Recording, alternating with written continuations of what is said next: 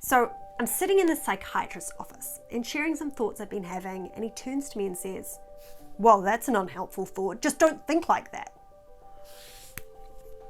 An example of what not to say to someone with anxiety. I've been struggling with intense anxiety, lots of self-negative thoughts, and pretty crippling depression. I was in his office because attempts to just not think like that or pull it together hadn't worked. If I'm honest, things had gotten pretty bad. And I'm sitting with this man, struggling with an intense desire to just lie and tell him I did all the things that he asked me to do last time. Seriously, I just wanted those appointments to be over. I wanted to hide. I wanted to stay quiet. I kept having this thought that it was just me. And I just needed to stop it. Stop being anxious. Stop overreacting. Stop being down. Maybe you've had a similar experience. Someone in mental health services minimizing your experience or telling you the equivalent of get over it. Another example of what not to say to someone with anxiety. And that unhelpful person could be a family member or even a friend.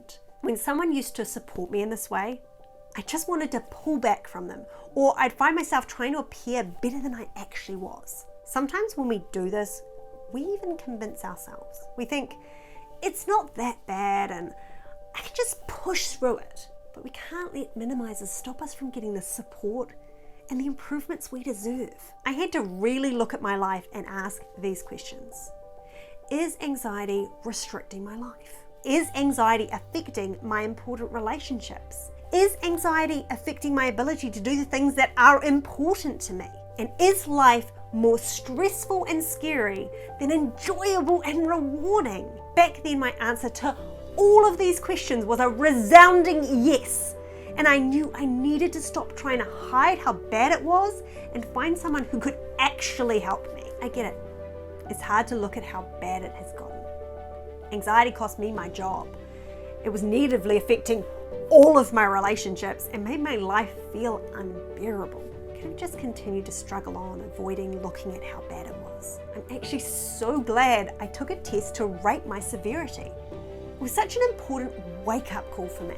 Plain as day, I could see things were bad and they needed to change. Maybe you feel like your life isn't quite bad enough, or you are at the other end and you couldn't see it getting any worse than it currently is. The thing is, if you're going to take back your life from anxiety, you're going to need to acknowledge the problem. And right now, I want you to know that the problem is not you. It's the process you use to manage your anxiety. And I have to say, the great news is here that when you realize this and commit to a new process, your life can transform.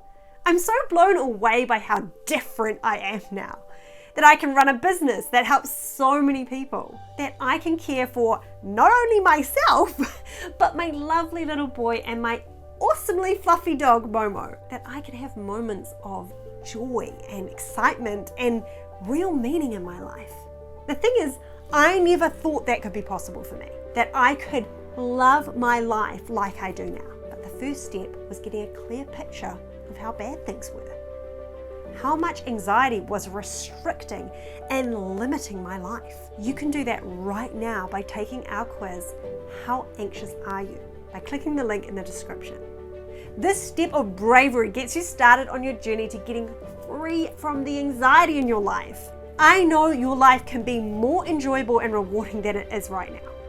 You don't have to minimize your experience with me. I get how bad it can get. And I also know something else.